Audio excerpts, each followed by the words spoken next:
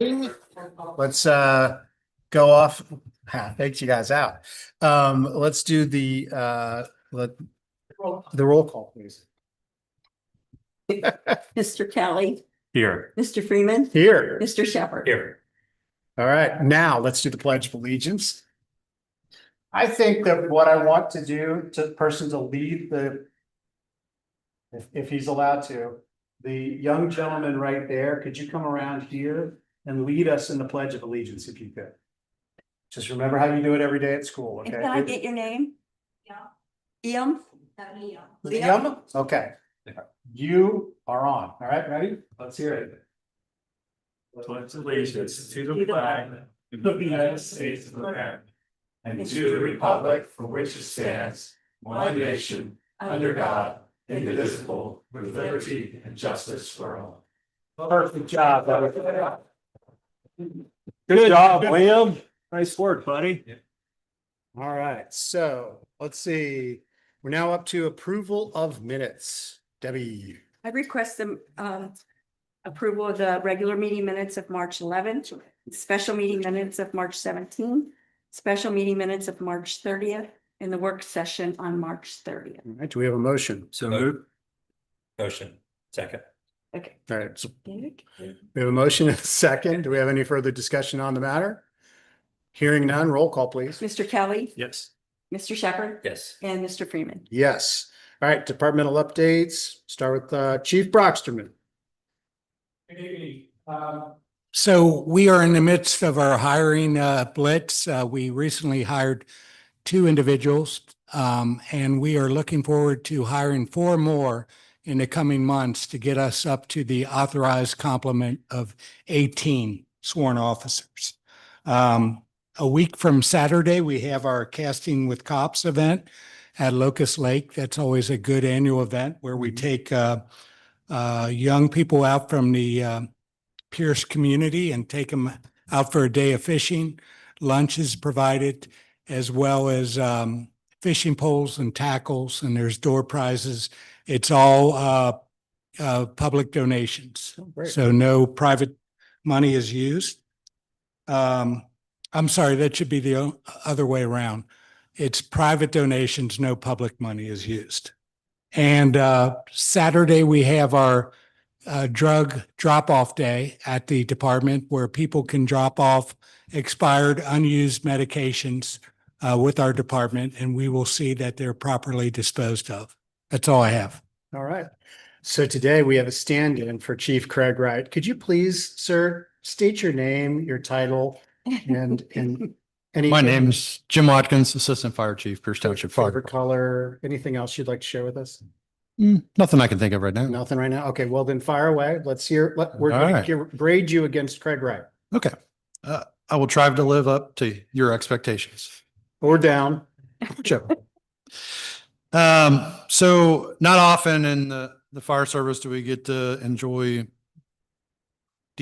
emergency details that are good for us, but our crews got to do something that was a little unexpected as far as fire and EMS providers.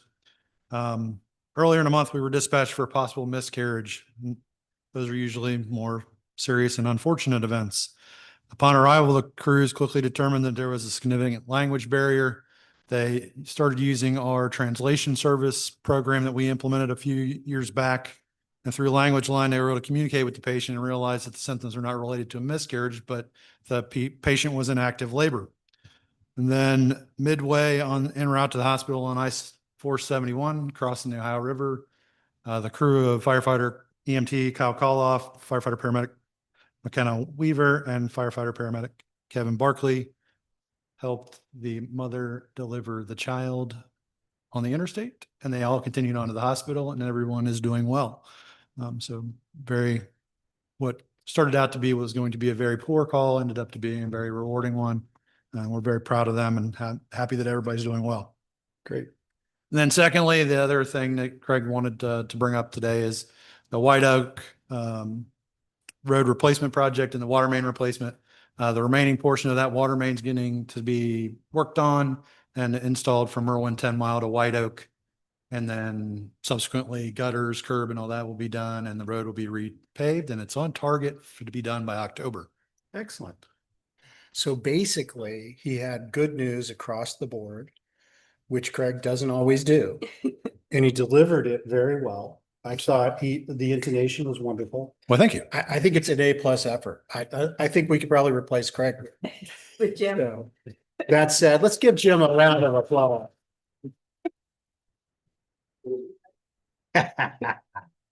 Norm, your old hat. Let's go. All right. I know. He's done this like 2 or 3 times. Yeah. now, so. We have Jake Ober, who has been with the township now for 5 years. Wow. In April. We started preparing the curb for our paving for this year. We have 3/4 of it done, so just got to finish up pouring one section and we'll have all the curb for this year caught up. And then another thing, that I wanted to bring up to you guys, we had a budget of 361,000 for paving. I got the call from Tommy Houlihan, the Cumberland County engineer, and our paving came back in at $249,003.20, which is right about 112,000 under what we had approved for. I went through and just kind of added 4 roads. I haven't confirmed this with them yet. I wanted to confirm it with you guys first.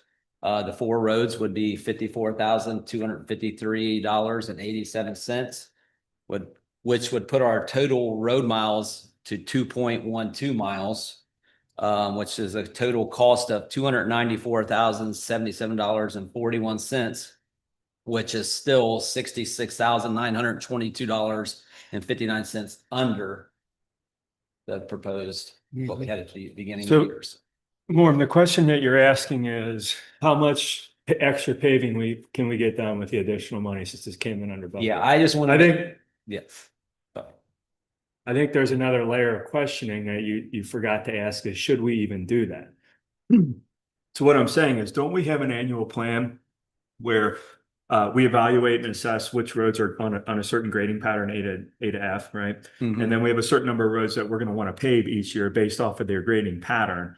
And that's going to be done, I would assume, in the most optimal way in order to keep all the roads functional. Mhm. Now, if we're constantly behind the ball and we're suboptimal and we have roads that really need it, then what you're saying makes total sense. But I just want to make sure of that.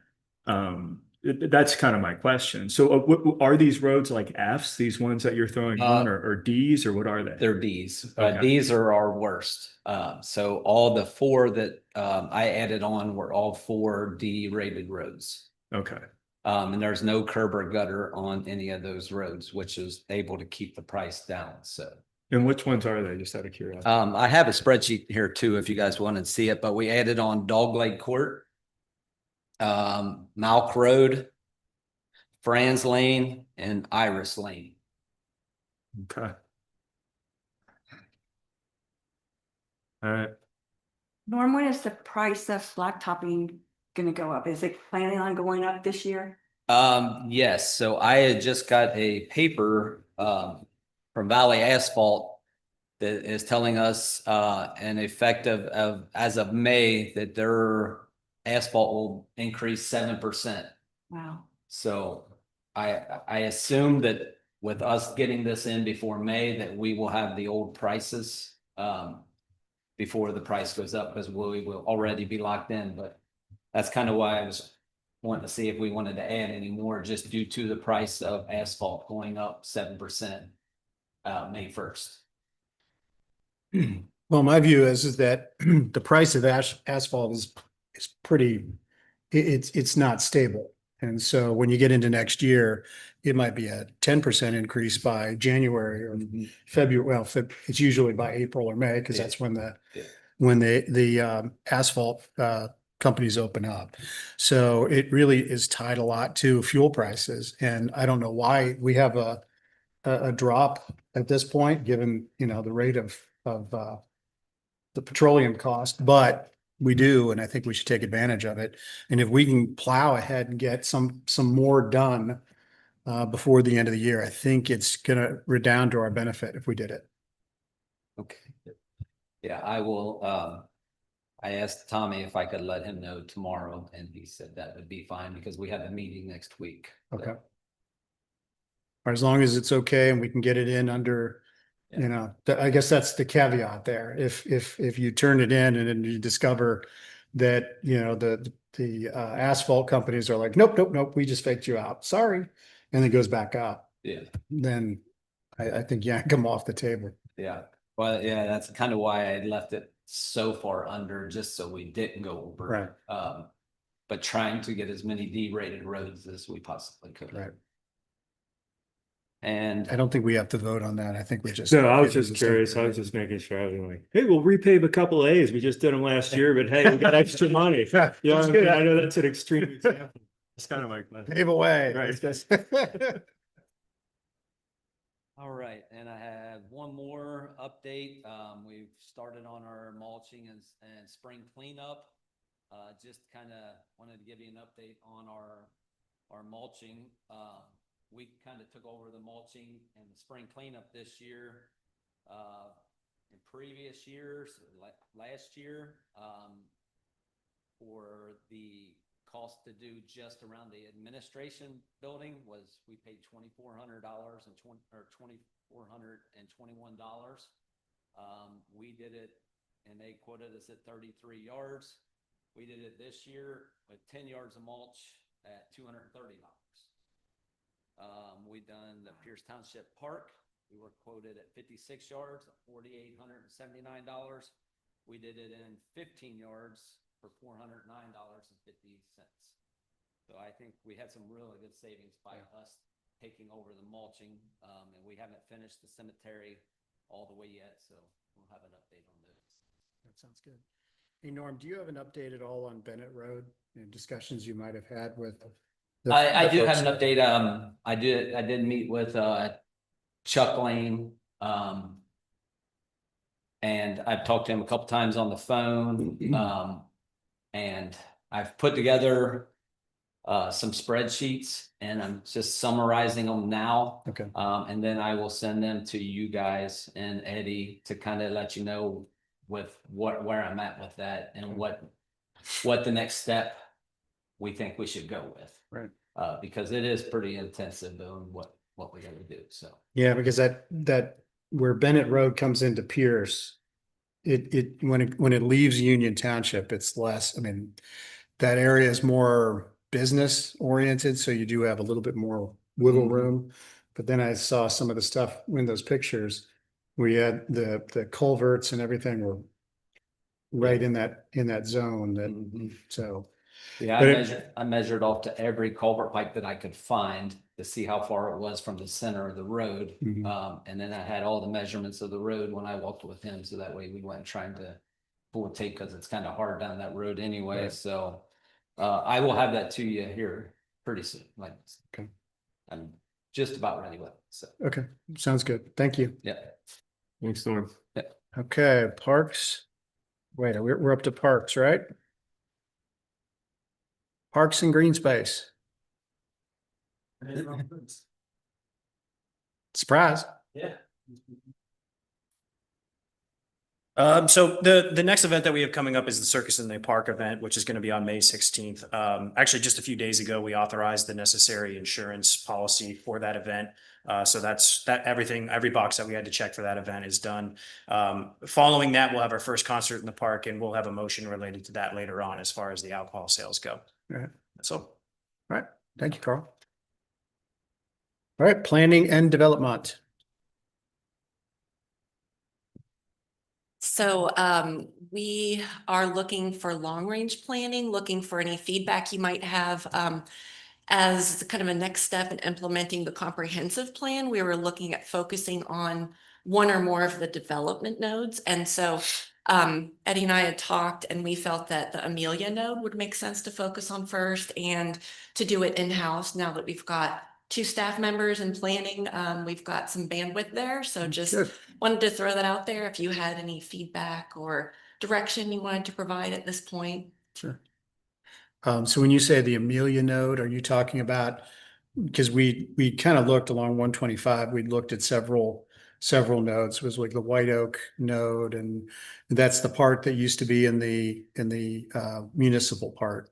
Yes, Okay. the part focusing on the corridor. Right, because we had not done that, because at the point where we did the study for the nodes, Amelia was still a village. So that's why we left that blank. So that's the part you're coming back in and taking a look at. Okay. Sounds great. So. Okay. Are you looking if- for something for- specific? Well, one thing I would like to put out there, if there are any members of the community, residents or business owners, we would welcome their participation because we'd Okay. like it to be, a grassroots effort to the extent that it can be. So Right. if anyone's interested, get in touch with the planning department, myself or Devin. All right, that sounds great. And then the other item is an update on the Jenny Lind Trail. So as you recall, we did get a big grant through OKI for that project. And we had a 90% design plan complete. We learned in one of our kickoff meetings with ODOT that we actually need an engineered plan, which looks to be quite costly.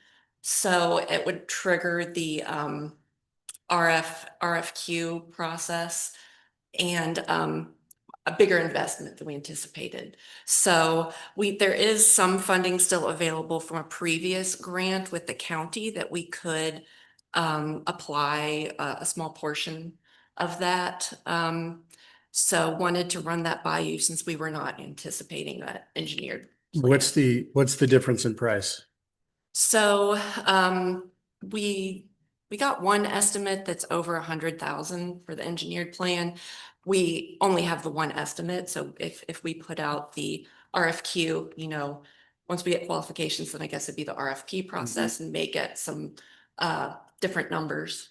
But just knowing that order of magnitude, we didn't want to just move forward on our Right. own without getting 100K over or 100K total? Yeah. Go ahead. So the plan that we had was done by a company called Viox, and that got us the award for the grant. And during there were a couple moving kind of variables, but between the approval and the kickoff meeting, there were also a couple changes in regulations. So they wanted to widen the trail, number one, which changed the cost. They also wanted to kind of change some of the alignment of the trail, and then additionally, they needed to be ODOT, an ODOT designed plan, which requires a number of environmental reviews for wildlife and all these different types of things. And so in doing that, we were working with our consultant engineer, American Structure Point, who's kind of helping with the project. And they provided an initial estimate. The initial estimate, in order to bring our current plan up to the standard, was estimated around 100,000. And so that's what triggered us to say, okay, well, at that rate, we're going to have to bring it back to you guys and then figure out if we want to punt, put an RFP together, that sort of thing. Before we put an RFP together, we wanted to chat with you guys to make sure you were comfortable. Now, one positive is that if we put an RFP together, we could get numbers that are lower. Right. But right now we just have the one data point. And the project in total, like the grant award was $750,000. So that's a wonderful benefit. We didn't want to just throw it by the wayside, but nonetheless, this is going to require us to do a little bit more legwork. And before we did that, we wanted to make sure you guys were cool with Yeah, that us makes sense. collecting. So it's going to be $100,000 over what we'd anticipated initially. And you said that there's a grant from the county that we could tap into. It's a small grant. There's a small residual. It's only about $7,000 remaining, but $7,000 is better than absolutely nothing. But we were considering redirecting that and letting the county know, hey, we're still working on this project. We'd like to redirect it to this. Unless there was some other use you would like us to put that money toward, such as the Amelia plan or something like that. So the OKI funds, do we have 3 years to spend? Oh yeah, we're well ahead of schedule. I think construction wasn't anticipated for another 5 years at this point. So essentially, we've got time to come up with $100,000 between now. I mean, we can search get some grant money to match that up. So, Sure, yeah. from my point of view, I would go ahead and see if you can do the RFP process and just see what the price tag is. So then it gives us a sense of what the hole in our financial architecture is. So then we can go, we know that it's about $100,000. We also know that NRAC is coming up, and perhaps we can roll that into a Natural Resource Advisory Council grant. Remember, last time we walked away, somebody at the table said, next time we come back, it's going to be $100,000 more. So that said, why don't, I mean, I'm okay with the idea of letting them go to the RFP process just to get a price. But nonetheless, the NRAC stuff will come up. I think the application will be in July-ish. And so I think I think let's go ahead as though we're going ahead. That makes sense. I mean, hopefully they don't add some more red tape. I have a really hard time biting my tongue on this stuff because it's such horse crap. And they come in, they add a bunch of red tape, and now it's up 100K. It just reminds me of those little towns where the police office is right next to the courthouse. It's all a big racket. No offense, Chief. But no offense, Chief. It's in the pockets of a bunch of engineers and stuff, right? And it's only because they're required. We're building a path. Is that what we're doing? Yeah, and effectively the standards, we're being held to the same standard that it would be to build a road. Right. But you'll like it even more. That makes a lot of sense. But you'll like it even more because it's engineers at ODOT that are getting other engineers work by telling us we have to pay more. This thing better be so well engineered. I walk and just stay on without even trying. Like somehow the angles of it just keep me on the jet. You just float.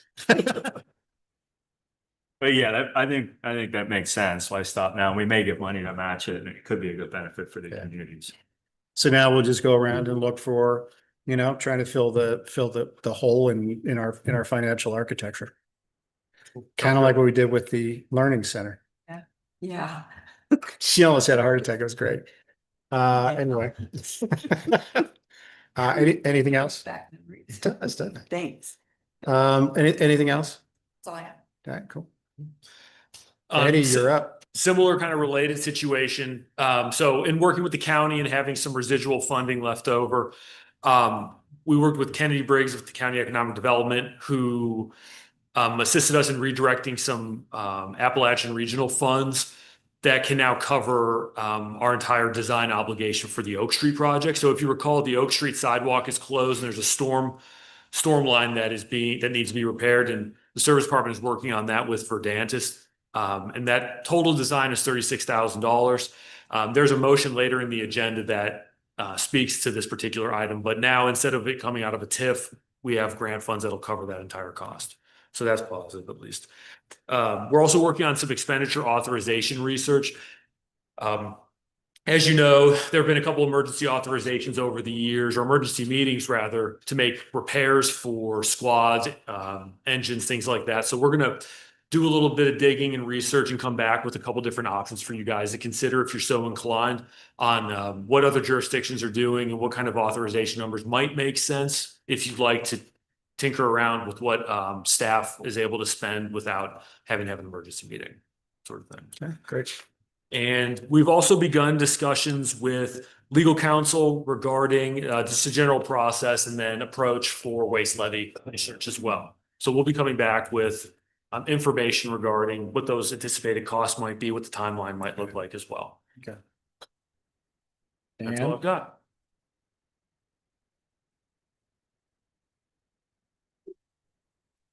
Just a quick update on, You are who? What? I don't know, Carl Bogart, Carl. Okay. Special Projects Coordinator, Communications Coordinator.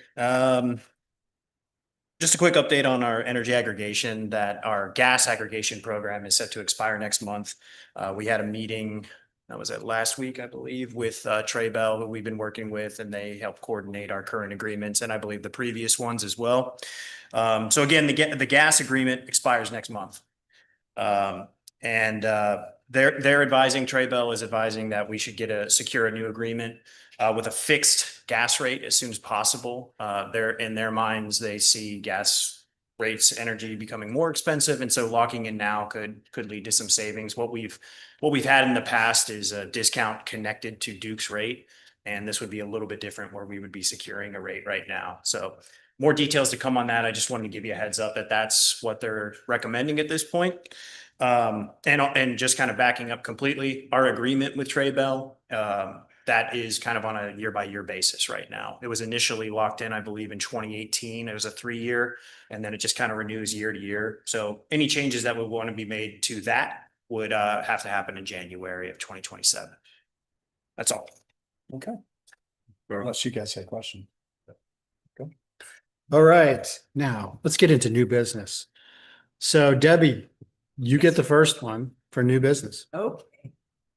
I request a motion to approve the payment of payroll for the month of March in the amount of $450,770.03. Do we have a motion? Motion. Second. We have a motion and a second. Do we have any further discussion on the matter? Hold on. Did we have a swearing in? Yes, we do. Should I have done that before? Okay, let's just go ahead. Well- We have a motion and a second. Do we have any further discussion on the matter? Hearing none, roll call, please. Mr. Shepherd, Yes. Mr. Kelly, Yes. and Mr. Freeman. Yes. I request a motion to approve the payment of bills for the month of March in the amount of $320,182.13. So moved. Second. We have a motion and a second. Do we have any further discussion? Hearing none, roll call, please. Mr. Kelly. Yes. Mr. Shepherd. Yes. And Mr. Freeman. Yes. I request a motion to approve the payment of the annual renewal of $6,435 to Sedgwick for the Ohio Workers' Compensation Group Rating Program. Motion. Second. We have a motion and a second. Any further discussion? Hearing none, roll call. Mr. Shepherd. Yes. Mr. Kelly. Yes. Mr. Freeman. Yes. And I request a motion to approve the 2026 Chamber of Commerce membership fee of $1,667. Do we have a motion? Motion. What do we really get for a thing? Every year I have to do it. It's your job. What Yeah. do we get for it? I don't know. I second. Boy, that was a robust debate. I was expecting to see fireworks, but nothing. If you go to the dinners and stuff, you still have to pay for a table, and That's right. do you ever go to their meetings or their breakfast? I do from time to time. Things. All right, we have a motion and a second. Do we have any further discussion? Hearing none, roll call. Mr. Shepherd, Yes. Mr. Kelly, Yes. and Mr. Freeman. Yes. So Chief Broxman, you're next. But Liam has been such a good young man tonight. I think we should try to move up his stuff so that he can get sworn, we can have the swearing in. Is that okay? Is that okay with you? No objection. No objection. All right. So we're gonna amend the agenda. We're going to amend the agenda is there any objection to amending the agenda? Do it. Hearing no objection. Liam, dude, come on up. Bring your guest with you, Liam.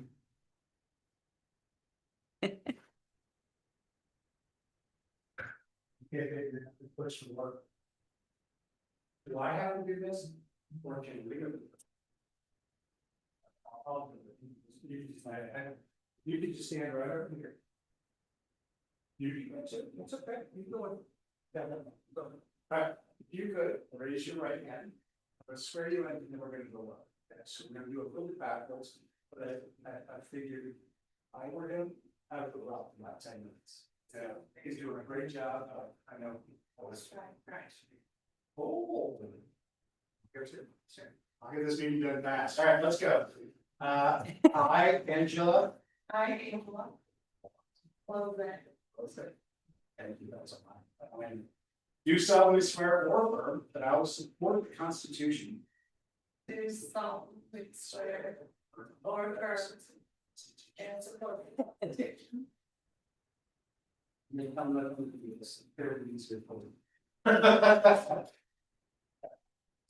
Okay, so let's swear in the laws of the United States of America. The laws of the United States of America, The state of Ohio and of Pierce Township, state of Ohio, and of Pierce Township, to which I am appointed. which I am appointed, And to the best of my ability, and the best of my ability will discharge the duties of this office. will discharge the duties of this Wow, office. just going non-script and video. That's good. I will faithfully and honorably strive to protect our future. To protect the safety, lives, and property. To protect the safety, lives, and property. Of our citizens and my fellow. Citizens and my fellow. Well, in a second, welcome aboard, but I'm going to give you a preliminary welcome aboard, ladies and gentlemen.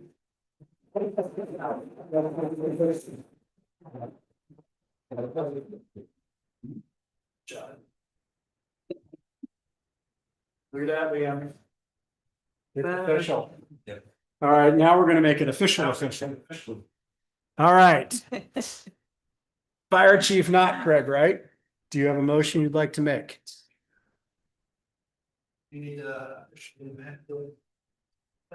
No, just go ahead and make the motion and we'll move forward. That's all right. It's an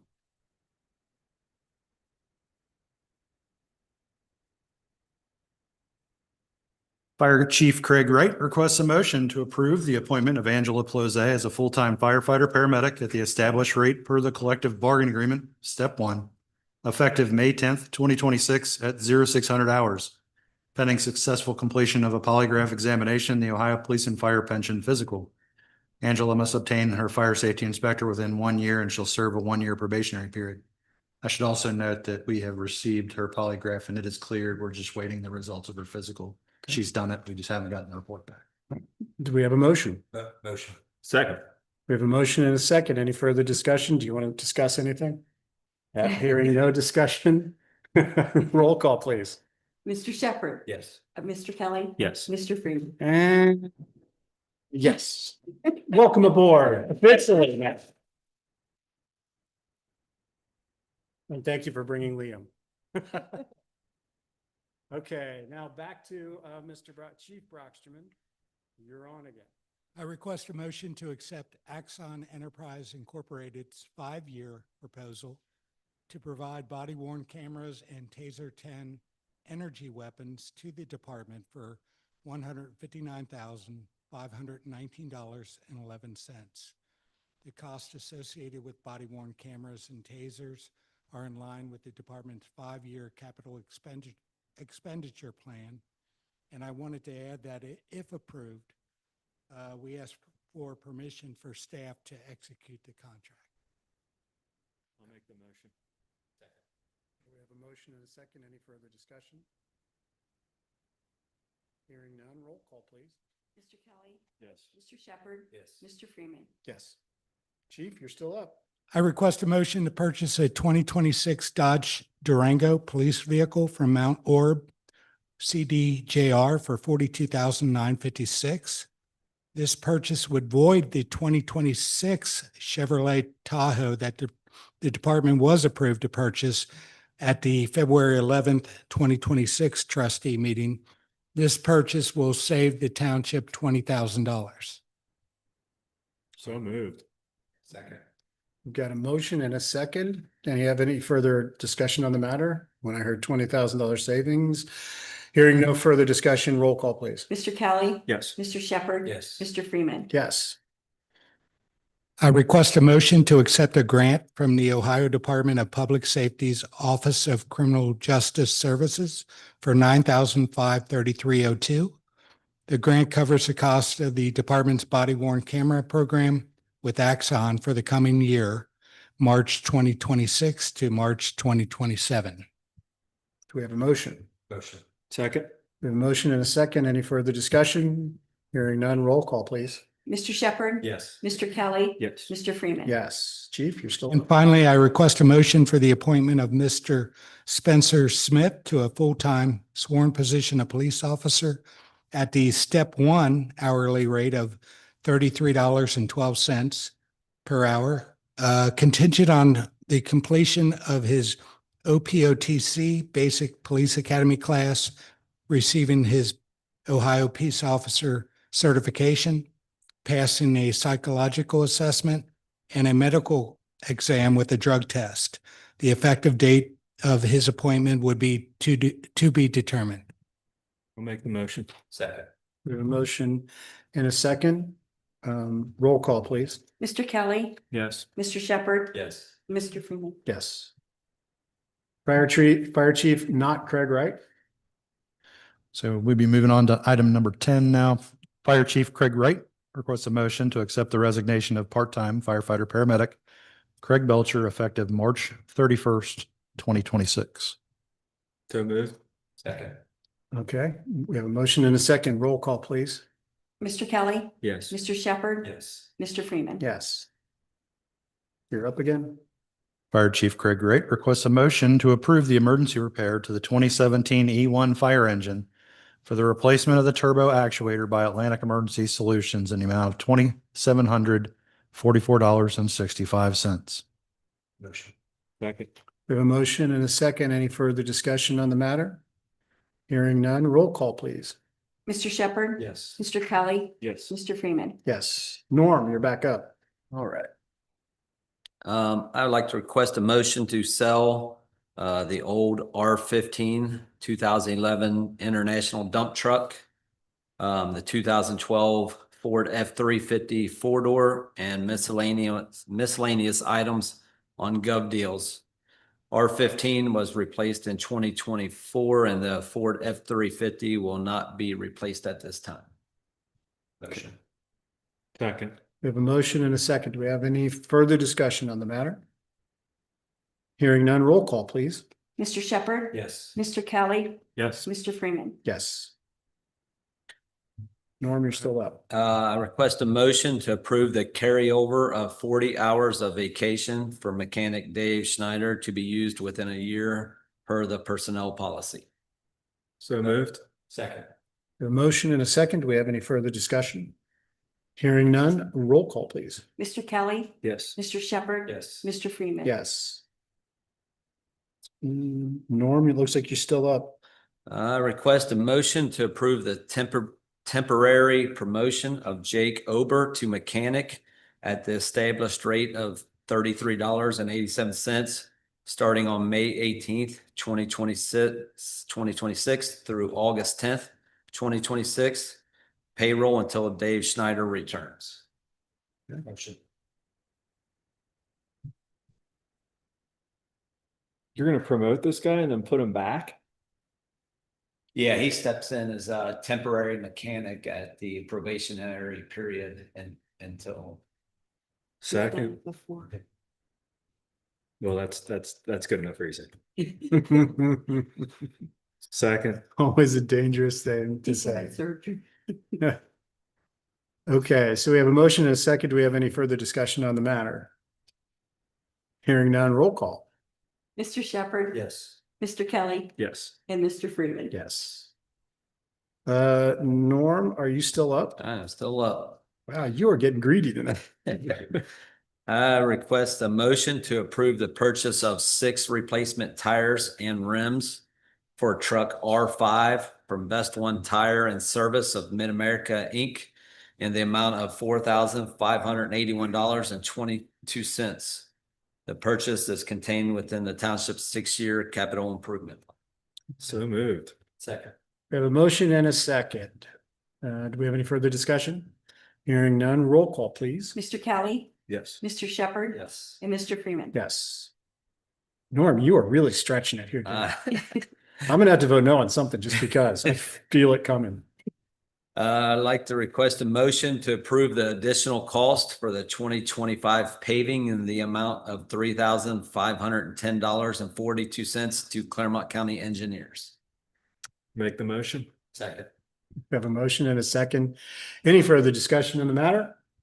Hearing none, roll call, please. Mr. Kelly, Yes. Mr. Shepherd, Yes. and Mr. Freeman. Yes. Darn it, Norm. All right. I request the authorization to accept the 2026 Claremont County Park District Community Grant Program in the amount of $15,000 with a township share amount of $4,914.38. It's for the playground, right? For the slide? Yeah. Oh, man. Finally got the other side of the slide. I'll make the motion. After my anti-kid stance a few months ago. It better be your motion. They're sliding on one side because of you. Jeez. I did just want to add something real quick. Yeah. That amount is actually going to be significantly less.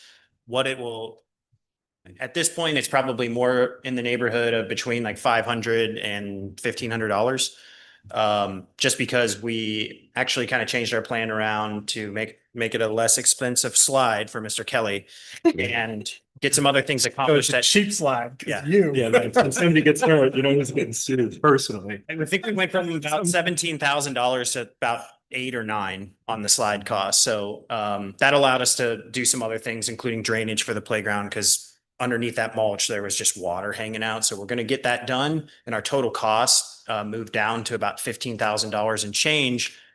We let them know, we let the county know, but they did not change our grant amount. They left it at 15,000. So what that means for our match is kind of up in the air at this point. But at most, that puts us in the neighborhood of about $1,500. And if they just say you don't have to match as much as we have on the application, then it's more like $400, $500. Wow. Okay. So, But yeah, all kidding aside, you guys did a good job on that. And then we get all that mulch and everything replaced Yeah. too with better mulch, so. and an AED for Locust Corner Park. So Excellent. Thank you, guys. Do we have a motion? You had already, already do. Did we do that? Yeah, he did it. No, he did it. You can't do it. You did it. Okay, second. Because he needs to do it. We just didn't have a second. All right, so now we have a motion. We have a second. Any further discussion on the matter? Roll call, please. Mr. Kelly, Yes. Mr. Shepherd. Yes. And Mr. Freeman. Yes. All right, so after all of that, it looks like we're up to Christine. No, I have one. Norm has one more. Norm, you do not. I have one more. Can I amend the agenda to move him down one? Go ahead, Norm. Request the authorization to use $4,914.38 of the Prestwick TIF #1 funds for the township share amount on the 2026 Claremont County Park District Community Grant Program. So moved. Second. But this might be changed. This Yeah, it amount- might be less. Yeah, Probably. Right. I got it. All right, so we have a motion and a second. Do we have any further discussion on the matter? Hearing none, roll call, please. Mr. Kelly, Yes. Mr. Shepherd, Yes. Mr. Freeman. Yes. All right, Christine, now you get to go. I request a motion to approve payment of $2,660.56 to the Pierce Township Service Department for the abatement of excessive vegetation at 3775 Vineyard Woods Drive in accordance with Resolution 2025-028 dated December 10th, 2025, which declared the property a nuisance. So this was cleaning up the whole backyard, which had not been touched in many years, and we've received numerous complaints from neighbors, so I think they're probably happy to see that taken care of. Okay. Do we have a motion? Motion. Second. We have a motion and a second. Do we have any further discussion on the matter? Yes, but you got to come up here. Sorry. Gail Shadwell, 1037 Ledgerman Lane. On that, the property owner, are they required to reimburse us that amount? Pretty So certain. The Good the deal with- process, oh, go A ahead. tax bill, right? Yeah, so what we'll do is, once we get all the paperwork together, which is part of this, documenting the costs and so forth, we will place a lien on the property. And then once the property taxes are paid, we will get that payment. That actually happened. We had a property on Locust Corner here where we had to have the mowing done, and we actually did get the money back. within about a year, less Yeah. than a year. Mhm. So. Just want to make sure we weren't out of pocket for someone else's not doing their proper job. Okay. Thank you. Thank you. All right, did we have a motion? I forgot. Yeah, All right, Joe and so we've done that. All right, so any further discussion? Roll call, please. Mr. Shepherd. Yes. Mr. Kelly Yes. and Mr. Freeman. Yes. Eddie, your turn. I request a motion to authorize staff to enter into a subrecipient agreement with the Claremont County Port Authority to accept reimbursable grant funding of $37,600 for contract services pertaining to the Oak Street Storm Sewer Repair Design Project. I'll make the motion. Second. We have a motion and a second. Do we have any further discussion on the matter? Hearing none, roll call, please. Mr. Kelly, Yes. Mr. Shepherd. Yes. And Mr. Freeman. Yes.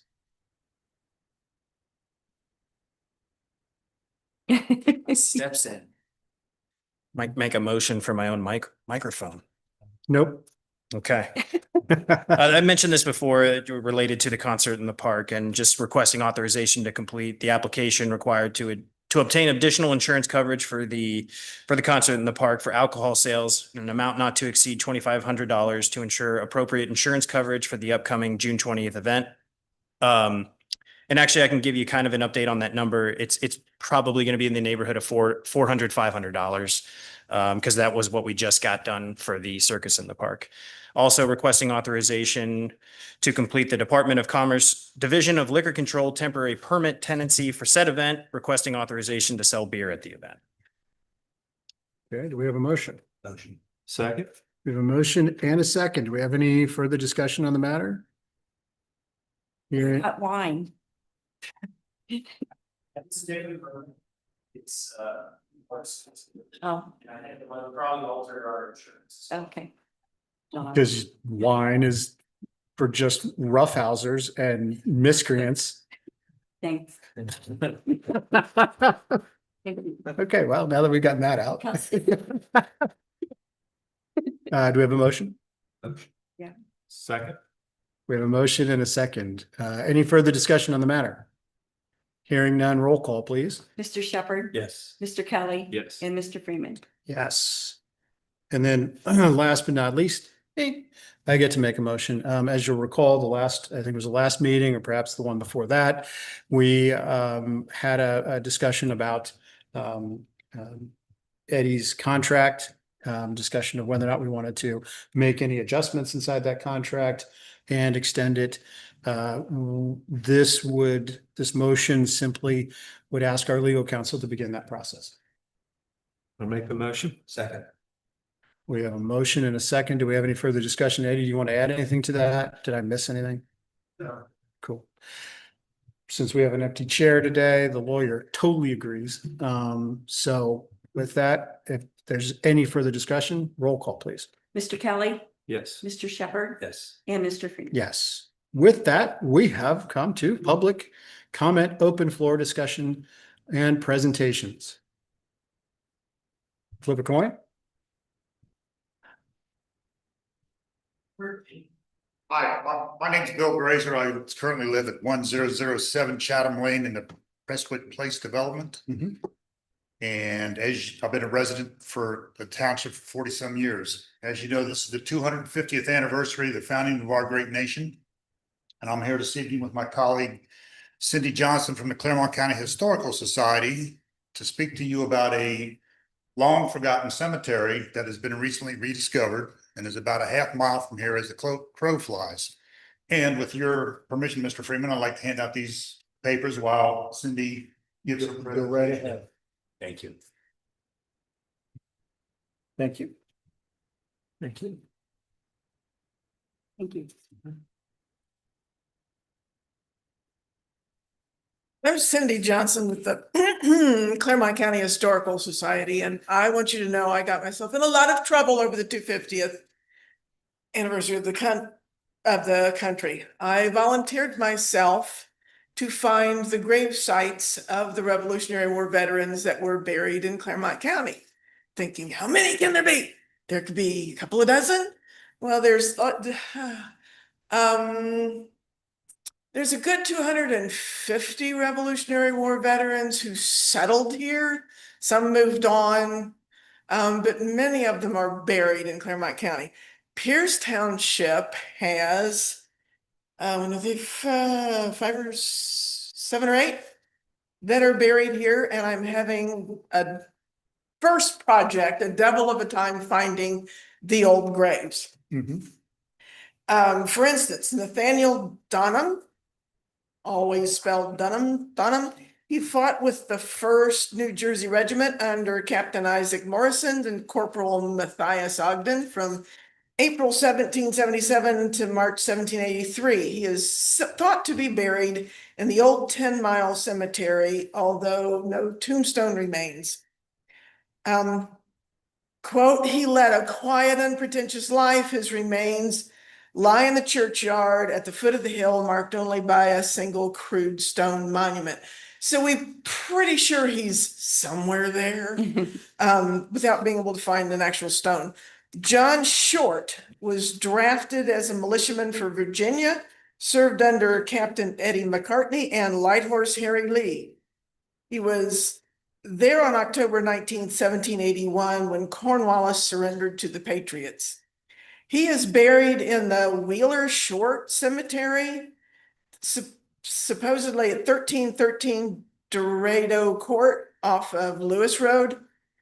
Gravestones from that cemetery are now all stacked against a tree, so doesn't seem to be functional as even an old backyard cemetery. Thing is, people were buried up to 210, 20 years ago. They weren't buried in a nice cemetery. They were buried out back of the barn, under a nice tree.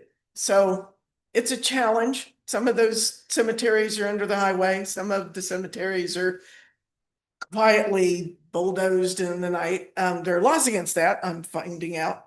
Nehemiah Wood, according to his Revolutionary War pension and bounty land warrant application, Nehemiah served a total of 17 months of active duty, split among 5 different periods between 1775 and 78, including a participation in the Battle of Flatbush, the Battle of White Plains. He served in both New York and New Jersey lines, never rising above private. He filed for an invalid pension in Ohio and was awarded $50 a year.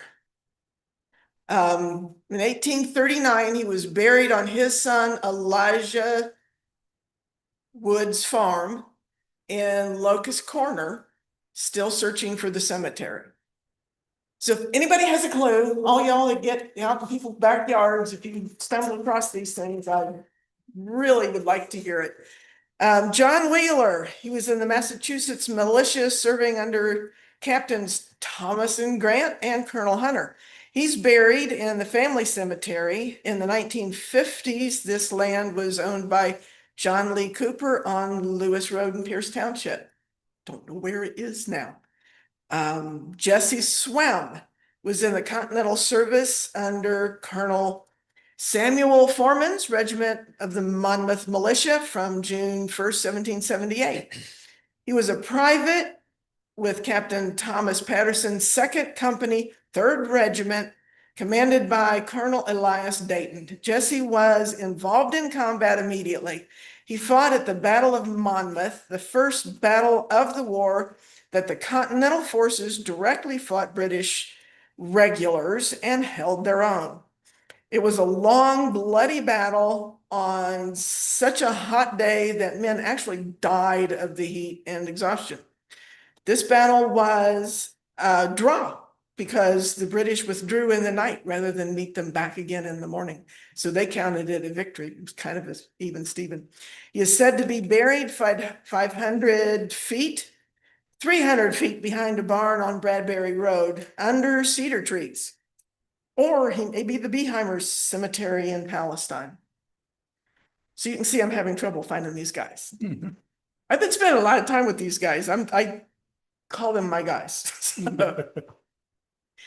Isaac Ferguson, who is the fellow in question here. Before the American Revolution began, Isaac Ferguson had experience commanding a company of scouts and spies. So he entered the Revolutionary War as a 2nd lieutenant and served over 5 years. By the end of the war, he was a colonel. According to the Claremont Sun, Isaac enlisted in 1775. So he was there before the Constitution, and the unfortunately named Captain Doodle's company. Colonel William Thompson's riflemen, the first body of men recruited in Pennsylvania. He went with this company to Washington's army at Boston. By June 1777, he was in Captain Henry Miller's company, 1st Regiment, Battle of Brandywine, Battle of Princeton, Battle of Germantown. After peace, he came with his family to Bryan Station, Kentucky, where he became friends with Daniel Boone, Simon Kenton, Morgan, Bryan, and all the other pioneers there. In the spring of 1791, Isaac Ferguson crossed the Ohio River from Limestone, Kentucky, with Simon Kenton and others in pursuit of Native Americans who'd stolen their horses for the final darn time. A severe night fight ensued, taking place at the mouth of the Grassy Run in Jackson Township. We are celebrating the Battle of Grassy Run here next week, and you have a fellow that was there. By spring of 1796, he settled near present-day New Richmond. He operated the first ferry in this part, called it Ferguson's Ferry. And he farmed. After his death, Elizabeth, his widow, advertised for sale his dwelling house, 100 acres, including apple orchards, horses, cattle, hogs, farm equipment, household, and kitchen furniture. As there were no fine, fancy cemeteries, when Isaac died, he was laid to rest in the family cemetery on land owned by his son Isaiah. As other family members, children, and associates died, they were also buried in this small family graveyard. Sadly, this little graveyard has not been maintained in years. In the 1950s, when the DAR came to this graveyard to inventory, they could only find 9 identifiable individuals there, including Revolutionary War veteran Isaac Ferguson. When a half dozen volunteers last month, Bill and I were amongst them, went in with chainsaws, weed whackers, pruners, rakes, brooms to cut away the fallen trees, brambles, and Chinese honeysuckle. And we came with probes to find buried headstones. We could only find 6. They're there, they're in the ground. So what Bill and I would like you to consider in this, the 250th anniversary of the American Revolution, is a little help cleaning up this graveyard and keeping it maintained. I've been recently to the 10 Mile Cemetery that you do maintain, and it's beautifully kept up. It's a wonderful place. And we theoretically have a guy there. If we had help finding missing gravestones and dragging them up from where they'd been pulled back into the earth, help keeping the jungle from closing back in on the stones, that would be wonderful. I would love to be able to honor the Isaac Ferguson's and his descendants with some kind of a ceremony where we can plant a flag, preferably a Betsy Ross flag. That's what the Veterans Administration is getting for me. And the descendants would know he was honored. And again, where is this cemetery? It is off, I had maps on my program. It's off of Berwyn 10 Mile. It's, All that information and we don't know where this thing is. we got visual aids. If you're coming up the hill, it's right after the dog leg before you get to the old farmhouse on the left. Yeah, that's what this is, right? Yeah, Okay. yeah. It's back there in the woods. The tricky part being is access to it is not easy. We had to cross through 2 other people's properties to get to it. So I'm sure we got permission. So it's the I'm sorry. So the property where the cemetery is the green dot. It's the green dot. Yeah. So here's our problem. So Norm, who owns the green dot? The green dot is in the midst of an LLC called Green Tooth. I haven't been able to find, I have looked for those people. Yeah. They own the property that has the great wall, Pierce now. Yeah. Now it's got a 29, that's all part of that property now, I think. See, so if we were to use our crews, that would be massively against the law. Our lawyer's not here at the moment, but I can still hear her cringing. She's cringing anyway. Yeah, because we can't take any of our employees unless they're volunteering to do it. We can't take them onto private property to do work on private property. So that becomes a problem right away. I wonder. I do understand. So. Yeah, I knew you would. Didn't we have some sort of a meeting a while back where there were people talking about a parcel off of 10 Mile Road where you could hike into the woods and there were used to be headstones back in the woods? I think there are headstones back in lots of. Oh, I'm sure, yeah. But I think I remember having a meeting where they were saying that they'd gone on hikes into the woods and they found headstones at some point. Let us think about what we can do, because initially my thought is there's not much we can do, particularly going on to private property. But we can have a discussion in-house and see, and you're in touch with Eddie. Yep. So let's see what we can do. Maybe it's something because we do have contacts with scouts. I mean, maybe it's something that they wouldn't mind doing, and some others like with the parks. What is the USAR group? Maybe they'd be interested in something like that. But let's have an offline conversation and see what we can do. Because I don't want to do something we can't do. So yeah, so how about that? Is that okay with you guys? Sounds good. Okay, It's been a fun project. I'm sure. I feel like I'm knowing these guys personally. I disliked American history class and I just did. But when you learn American history from one individual and what they went through and how that fits, it's fascinating. And also how they're real people. Yeah. And they had exactly. real lives and they did real things. And they had, like you said, they're trying to get their horses back for the last dang time. I could hear people doing that today. I'm tired of this. Just the last time so yeah, I can see how that would be fascinating. Yeah. He's right there. Is Okay. there like a cemetery here on Wagner Road? And that was Bennett is his name. He was a riverboat captain way back when. And there's still, I guess it's a family plot Oh, there. cool. So, yeah, you can see it from my driveway going back. It's really cool. You're situated right around a lot of cemeteries. I know, they're great neighbors. Yeah, they're great. They're great. If they're partying, you've got a real problem. Yeah. Okay. Anything That's else? my pitch. Anything I can get to you that, Just work through Eddie and Eddie, probably Carl, whoever, and we'll just see what we can do. appreciate it. All right, no problem. Thank you. Thank you. Get Scouts involved, someone may want to look at the Eagle Scout project. True, yeah. Mhm. Yeah. But let's just run things through Eddie and see what he can pull together. Okay? Okay, All right. Thank you. sure thing. Hang on. Are you coming up? Are you coming up? You mentioned several properties around here. Yeah. That weren't quite sure where they were, but Debbie knows, somebody like Mark Can. His father built a house on the corner and a series of houses up Bradbury, and he lived here his whole life.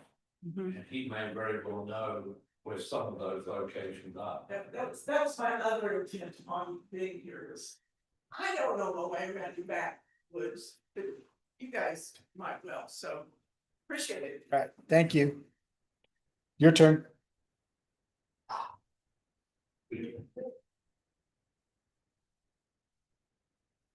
Since I have to introduce myself, Stan Shadwell, 1037 Legendwood Lane. I just want to know, is there any more advancement on the Lewis Road project? You mean Lewis and White Oak? Yeah. Eddie? We don't have any updates. What we did was, we took all the comments and feedback and we sent it over to our representatives over at ODOT. So they're in possession of kind of the township and resident perspective on it. They said they were going to look at their grant window and determine whether or not they're going to do more design in-house or take another approach. But they were looking to reevaluate because their recommendation was kind of the inverse of what kind of came out of the meeting. Right. Okay. So did we mention putting traffic lights there, or was it just the silly realignment? Well, they'd already considered that in their original study, and ODOT's original study. They already looked at it and they ruled it out. They tend to not come back and say yes after they say no. What was their rationale? I think that just from memory, so don't think that's anything great. But if memory serves, they said that it doesn't warrant a light at that spot. And usually they do a warrant based on two things, actually more than two things, but two primary things. The traffic count, which I think it would pass on a traffic count, except for the fact that ODOT has a thing called a design manual. So the design manual, let's go back in time. Let's look at our schedule, the thing that Nick was pissed off about. The design manual talks about everything and how they want it built. So when we were talking about our bike or our trail for Jenny Lind, they talk about how wide the bike trail has to be, the bike pedestrian trail has to be, how deep it has to go in the ground, all of the specifics of what size. That is also true of traffic lights. And so ODOT's preference is when you put a traffic light in, they want a four-way stop. So when you do your study to determine a warrant, you look at all of the surroundings, you look at the traffic count, you look at, is it a four-way stop or can it be a four-way stop? And once they look at that, if it's not a four-way stop, it fails warrant. So it failed warrant. Okay. I mean, they're not my rules. I'm just reporting. So, it's not the best news, but that is in part why they failed it for warrant.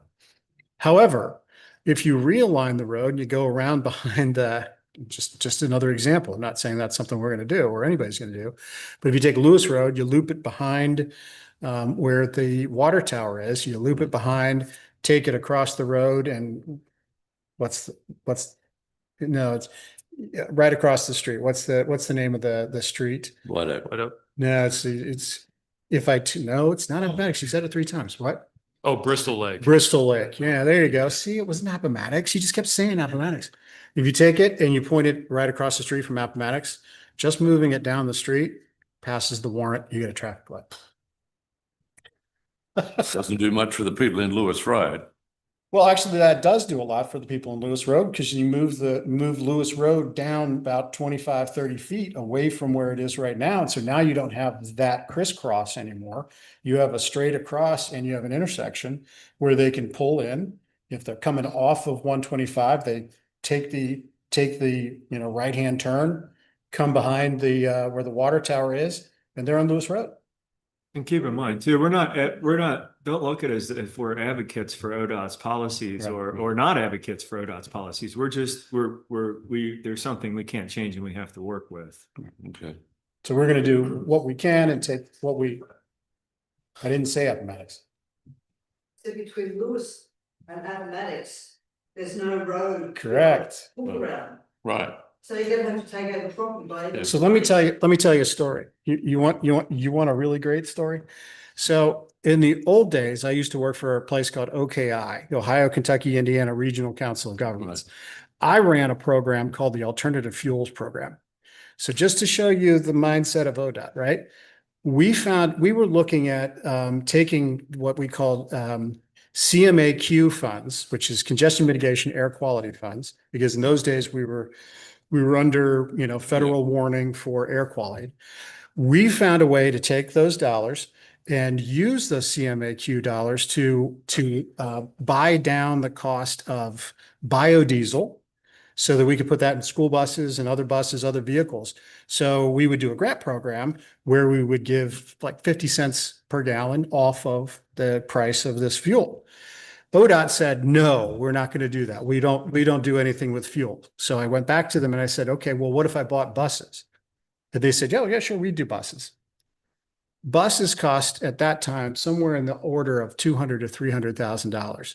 My whole program with the marginal cost of the change in price for alternative fuels, total project cost all in for the entire region was $70,000. They would rather give me $1 million than give me $74,000. It's typical. I'm just saying, we're not advocating. We see the problems. We just have to navigate them. So I don't know if that helped. You probably don't feel any better, do you? But they've just discounted having a traffic light there. even if it makes sense. In their report, they did. They just said that based off the manual, it didn't trigger it. Because it wasn't a cross street. I forget the exact rationale, but it does pertain to their manual. What about the exit, the next exit out of Kroger's? Yeah, but nobody lives on the other side of the damn road, so it's not as if it's a cross street that's used. There's like 5 houses up there. But it's there. Government at work, okay. I didn't say it had to make sense. I'm just telling you No, the it does story. not. I'm just saying. Right. Okay. I'm sorry, but that's the way it is. Okay. You'll keep us up to date on what's happening. Yeah, we will. Okay, thanks. Thank you. All right. Oh, yep. Come on down. Jennifer Taylor, 2849 Pond Run Road. I've gotten mail from ESA, who is a leasing property in Claremont County. They're an energy development company. Due to my property's proximity to a utility substation, they want to lease it for $5,500 per year with an annual 2% accelerator. I have not responded to this, but I have concerns that other people are going to do this. Does the township have any qualms, concerns? Eddie, have we heard this on the street anywhere? I mean, is this what is this? This is the first I've heard of this particular one. We do we've heard some things about battery storage and other things to that effect, but the township proper has not received any inquiries. It's just, I think private property owners who own land in proximity may be receiving different letters to that effect. So These batteries are 9.5 feet tall. Mhm. They're not pretty. Mm-mm. So if she goes, like, for instance, she has a residential property and let's say I'm not saying you are, I'm just saying, so say she signs that contract. That's her property is zoned residential. It's not industrial. It's not business in any way. How can they, even if she did sign it, what are the odds that could possibly be built on her site? Without knowing the specifics, we'd have to look at this and figure out what it would be classified as, but they would still most likely have to get a permit regardless. It sounds like they're maybe doing it in reverse order, Yeah, potentially. fishing around, see if they can get any bites and then go Yeah. on. And what is the price again? $5,500 per acre with an annual 2% accelerator. Yeah. I know someone has already signed a contract. Well, I mean, I guess there's nothing we can do about them signing a contract. It's a question of whether or not something like that can actually be built on the site. If you're inclined, we could make a copy of that and then maybe do some research on our end. Please do. I mean, if it becomes an issue of a, like, for instance, the discussion of data centers. I mean, we've got a moratorium in place at the moment, with regard to moratoriums. So it would be a difficult, I mean, I'm not sure that as a business, I'm not sure I would want to be as speculative as that. Knowing that issue's up in the air. So at least that would be the battery center. But we haven't even contemplated battery centers yet. Yeah, we'd have to do more research because I don't know if these are battery centers or if they're small mega packs that they're going to put on these properties. And Right. I'm assuming store the energy and redisperse it in non-peak hours. Yeah, that's what they've been But doing. I don't, That's another. yeah, we definitely want to know what's going Right. on with it. They've also said somewhere in here, I don't know exactly where it is at this point, something about harnessing the power of the sun. So if they're planning to put solar fields in, that's. See, what I would be very worried about is, and I can't speak to it, and maybe I shouldn't, but I would be very worried about people that are trying to lock up the land for whatever potential they might come up with. And so this could be a very speculative thing. Eddie, can you guys, take a look into that and see if this, I mean, let's make sure this isn't a scam too. Yeah. I mean, this could be fishing for your title. That happens sometimes too. So the contract doesn't come through, but you sign all the documents, they get your title and then they just keep it. I'm not saying that that's what's happening. I haven't looked at it, so I can't say. I don't want to cast aspersions upon the company that sent that to you. But nonetheless, let's take a look at that and let's make sure we're not looking at a fishing expedition. Thank you. So, thank you.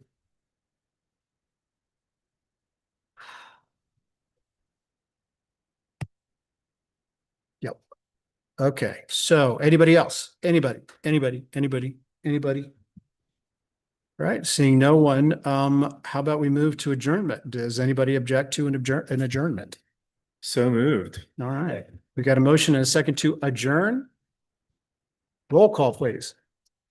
Yes. Yes. Yes, thank you, guys. Thank